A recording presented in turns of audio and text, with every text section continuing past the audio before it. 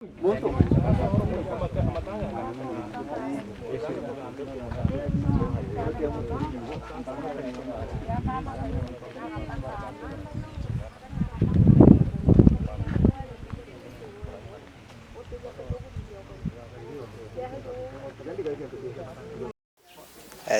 my name is Joshua Muniko. I visited our level 4 hospital in Ntimaru sub-county, but by surprise, as they have initially said, this is a level 4 hospital. We are not supposed to have these services because just as Kehancha hospital, these are a level 4 and Kehancha is a level 4. We expect some machines to, for instance, for today, I was to have a sputum test. Just as sputum test is taken to Kehancha, which is also a level 4 hospital, just as Ntimaru is. So, and also there are some medications which are in Kemli. We expect them to be found in the facility, but rather we are subjected to go and purchase the medication over the same. So maybe we request for the improvement in the such services. Ladies and gentlemen, members of the press, today we've met here because of the alarming issues coming from Ntimaru Level 4 Hospital, and one of the issues that has been identified is the management of the facility. We all understand that there has been a new chairman, and this chairman has not even been inducted on his roles, and this has led to some of the issues that we are suffering. Because as they say that the company is as good as the manager, if this chairman who was brought in recently has not been inducted on the roles he is supposed to undertake, of what confirmation do we have that we will be able to play the oversight role that he is supposed to play? We also wish to take this opportunity as the youth of Ntimaru sub-county to address our governor. The issues of Ntimaru sub-county as a hospital serves a larger population, and if it is dysfunctional, it means the other health facilities ranging from all the way from Seronga, Kuiho, Taragi, it means what is happening here is a replica of what is happening in other health centers. So as our governor, we want to ask him to provide enough personnel, medical personnel, because to our knowledge, we understand that this sub-county has no MOH, it doesn't have a hospital admin, it also doesn't have a pharmacist. So who issues the consignment or the drugs that are being dispatched to the facility? There are other issues that have been negligence, because as we speak, like currently, the in charge is not in. So who is supposed to take care of some of the gaps or some of the inefficient issues that are arising? Thank you. Ladies and gentlemen, good afternoon. I'm going to talk about the issue of bedding and hygiene. The facility is poorly equipped with bedding. Beds are few and some are in pathetic situation. There is evidence of insufficient mosquito nets. Some bed lacks bed covers and blankets, hence exposing patients to precarious situation. Despite the high number of patients, the facility lacks proper hygiene. Toilets are few and dirty. Bedding are few despite the high inflow of patients into the facility. Clean water. Does the facility has clean water for then patients? If no, why? There are only one running tap in a whole level 4 hospital. Management to consider water harvesting as a temporary solution as they explore way of getting a permanent solution to the issue. Thank you. Good afternoon, members. My name is Mita Peter. I have some concern I want to say here.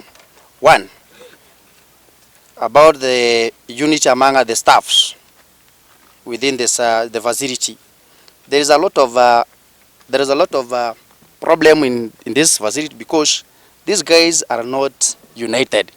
That one has been seen around. We've just walked around. Some of the members, they are doing their own business. Some of them, they're already at home doing their own things. That means these guys, they lack what we call unity. They're not cooperating to help the community. And we are going to condemn this one strongly. Again, I want also to talk about the personnel, the qualified personnel in the facility. It has come to our attention that the facility does not have qualified pharmacists and the person issuing drugs. one Nicholas does not have knowledge on drugs. This is a key issue. This should be stopped with immediate effect to stop killing our people. The person in charge, Mr. Ginono, and he has denied us access to County Hospital. That means we have to go and seek the permission from the MOH at Kegonga to come and to see or to look at what is happening in our hospital. We have an ambulance which is not operating, and whenever this one wants to operate, these guys, they want us to pay. And if this one is paid, why are we not given the receipts?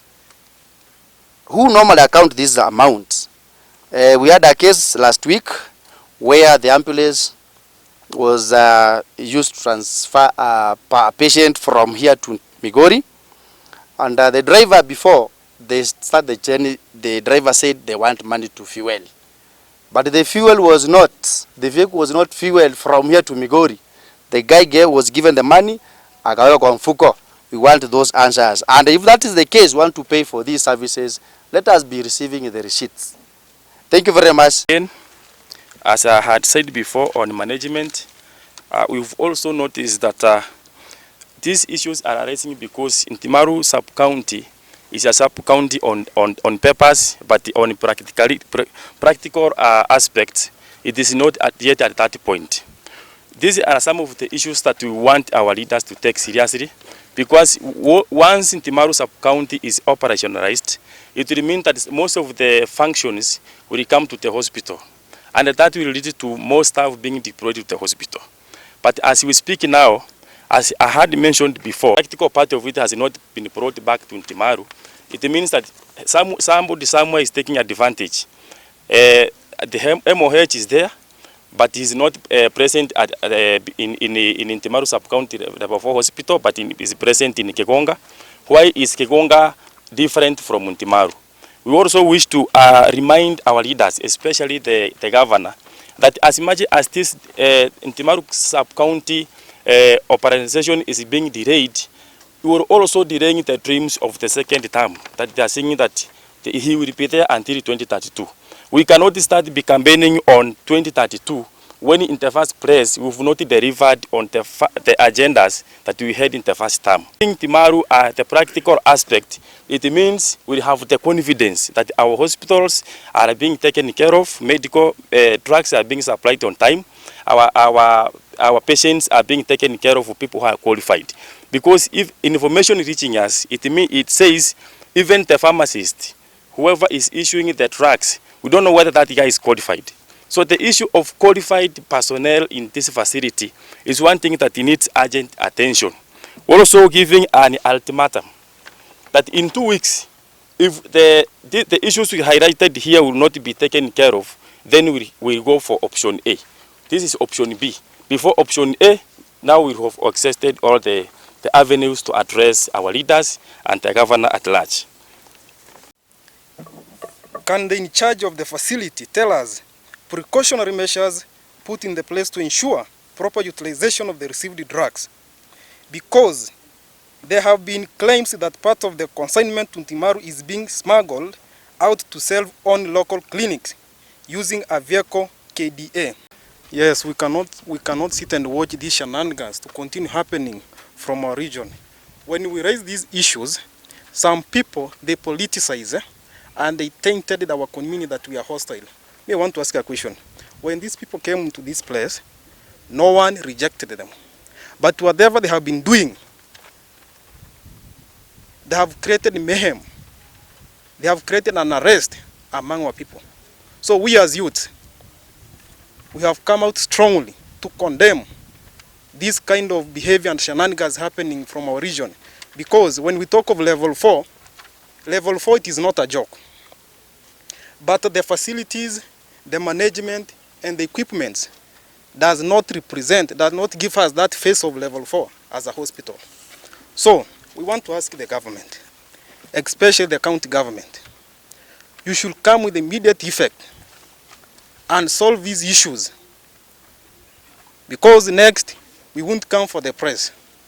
We are going to mobilize our people and call for peaceful demonstrations. That's the language that these people, they will hear. With those few remarks, those sycophants and the puppets who will try to politicize this issue, we are here and we are here to stay. Whatever belongs to us, we will defend it as a community. And we are going to give ways and we are going to give directions soon and sooner. Thank you. The press, fellow leaders, this is Jackson Nyantori, KYO leader, Ntimaru sub-county. Our friends, our fellow leaders have highlighted key issues that has been affecting our hospital. I'll only conclude and make a short matter. In regard to the above mentioned key issues, we are issuing an ultimatum of 1 week to the government or to the body concerned about the hospital to rectify the mess, failure to which will mobilize Ntimaru sub-county youths and bring the business into a standstill. That is our conclusion. So we urge the governor and the leaders concerning who are concerned about the hospital to act very fast and rectify this mess. If they will not rectify the mess, we are going to mobilize. It's not only youth, because this matter affects even the whole population.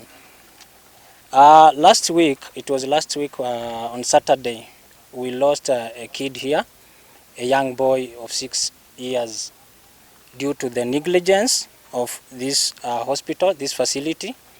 Due to the lack of medicine, there was not even a single Panadol to help the kid. So we end up losing the life of a young soul. So we are telling our people that sasa tole tumro cha mangana ganoiga mpaka toka sohere maana mbwe toka kwa affect mbwe abana bake.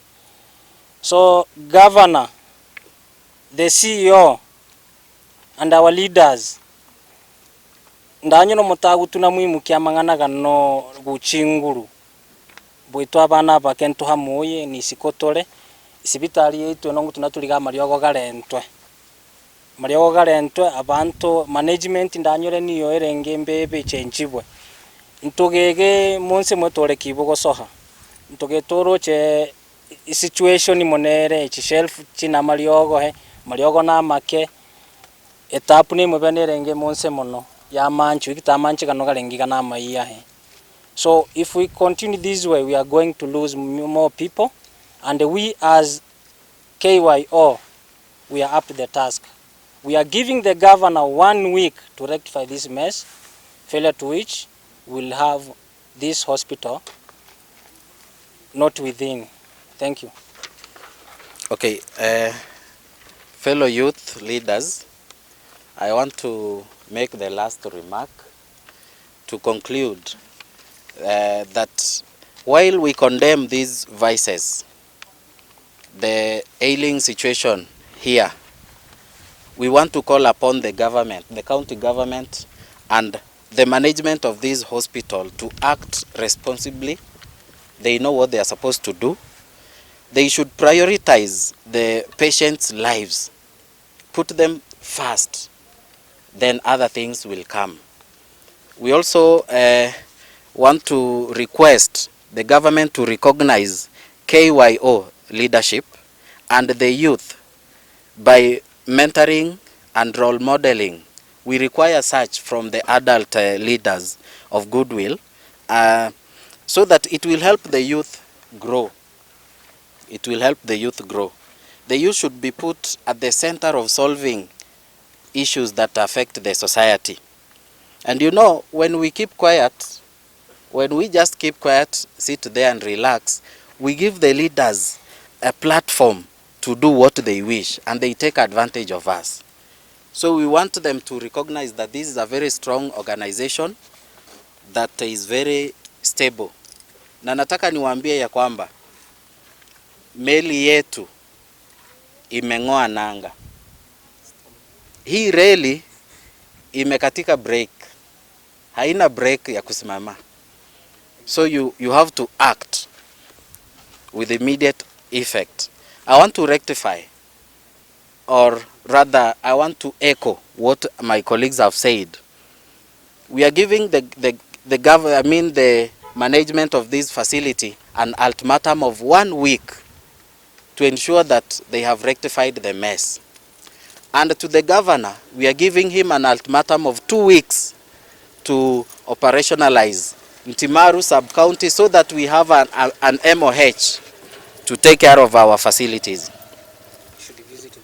You should also visit the governor. Bwana Governor, we want you to visit this facility and see that whatever we are talking about here is a reality. Bono boitokene tugukura hano tukoretwo isibitari yitu nene ne abantu bato bakabararaso kuretorera mariogo babari mukia mariogo gara timanyire hano bakuhanga mena magendo baku ngwenku yuru kuchega sibitari ucho tibata yoguririo gore yitogorere bono mbe kinene nkina mariogo nguchuri sibitari uchire ugenda kugura mariogo Ntimaru sababu gangite bakwe batumiti ambe buya para tunsa mariogo gari sibitari nene bantu bakabararaswa barengirwa manyinga kirekemwe Waitu uniri kurarene hangane goreri gabato ha mariogo bangutuguri abana ngambere ningu chande monokira mara tabika kisi na ruvi guchande monokira mara nkore tando mano ane na no burivo no bwigi kuba ano mulete nguchande ni anda to mariogo ndanda leta hata ronde babure gatebani sirenji ni anda ti sirenji kuru Ntimaru ndeta ni chomwana charero mariogo mbakangure igo na rinkuri choka